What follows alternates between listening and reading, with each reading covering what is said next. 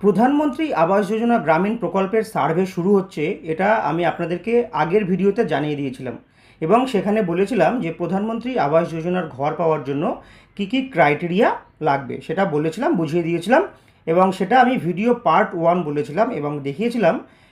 বলেছিলাম যে পার্ট 2-এ আপনারা নিজেদের সার্ভে নিজেরাই কিভাবে করতে পারবেন সেটা আমি দেখিয়ে দেব। কিন্তু পার্ট 2 দেখানোর আগেই আমার হাতে আর একটা নতুন আপডেট চলে এসছে, যেটা হচ্ছে একটি অ্যাপ্লিকেশান ফর্ম বা কনসেন্ট ফর্ম, যেটা আপনারা স্ক্রিনে দেখতে পাচ্ছেন। এই ফর্মটি কিন্তু আজকেই চলে এসছে প্রত্যেকটা বিডিও অফিসে এবং বিডিও অফিস থেকে এই ফর্মটিকে কিন্তু পাঠিয়ে দেওয়া হয়েছে প্রত্যেকটা গ্রাম পঞ্চায়েত অফিসে। তো এই ফর্মটা আপনাদেরকে ফিল আপ করতে হবে। যারা চাইছেন প্রধানমন্ত্রী আবাস যোজনা প্রকল্পের সার্ভে আপনাদের বাড়িতেও হোক, তাদেরকে অবশ্যই কিন্তু এই কনসেন্ট ফর্মটি ফিল আপ করতে হবে। এই কনসেন্ট ফর্মটি প্রত্যেকটা গ্রাম পঞ্চায়েতে আপনারা পেয়ে যাবেন এবং বিডিও অফিস থেকেও পাবেন। এই ফর্মটিকে কেউ ফেক ভাববেন না, কারণ অনেকেই দেখেছি ভিডিওতে ফেক কমেন্ট করেন। তো তাদের উদ্দেশ্য বলছি, যাদের ভাই মনে হচ্ছে এটা ফেক, তারা ফেক কমেন্ট করার আগে নিজেদের বিডিও অফিসে যাবে বা গ্রাম পঞ্চায়েত অফিসে যাবে, গিয়ে যাচাই করবে, তারপরে কমেন্ট করবে। অযথা না জেনে বুঝে কেউ কিন্তু কমেন্ট করবে না। এটা অ্যাকচুয়াল ফর্ম, যেটা স্টেট থেকে দেওয়া হয়েছে ডিস্ট্রিক্টে, মানে জেলাকে, জেলা থেকে কিন্তু প্রত্যেকটা বিডিও অফিসে দেওয়া হয়েছে। তো এই ফর্মটা ফিল আপ করতে হবে যারা বাড়িতে পিএমওয়াই বা প্রধানমন্ত্রী আবাস যোজনা প্রকল্পের সমীক্ষা বা সার্ভে করাতে চাইছো।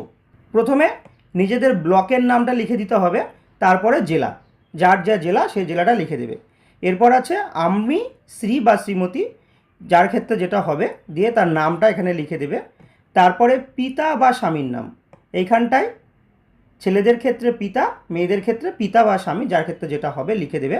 তারপরে গ্রাম পঞ্চায়েত, যে গ্রাম পঞ্চায়েতের অন্তর্গত আপনি, সেই গ্রাম পঞ্চায়েতের নামটা এখানে লিখে দেবে এবং গ্রামের নামটা এমনভাবে লিখবে যাতে যে সার্ভেয়ার যাবে সে যাতে এক চান্সে বাড়িটা খুঁজে পায়। এবং লেখা আছে স্থায়ী বাসিন্দা, আমি বর্তমানে একটি কাঁচা, অস্থায়ী, অর্ধ পাকা বা পাকা বাসস্থানে থাকি, আমাকে প্রধানমন্ত্রী আবাস যোজনার সমীক্ষাতে অন্তর্ভুক্ত করার জন্য অনুরোধ করছি। এরপরে আছে আমি এত দ্বারা ঘোষণা করছি যে তদন্তকারী আধিকারিককে প্রদত্ত সমস্ত তথ্য আমার জ্ঞান মতো সত্য এবং কিছুই গোপন করা হয়নি। আমি যদি প্রধানমন্ত্রী আবাস যোজনা প্রকল্পের অধীনে আর্থিক অনুদানের জন্য যোগ্য হই, তবে আমি এই অর্থ শুধুমাত্র গৃহ নির্মাণের কাজে ব্যবহার করব এবং নির্ধারিত সময়ের মধ্যে নির্মাণ সম্পূর্ণ করব।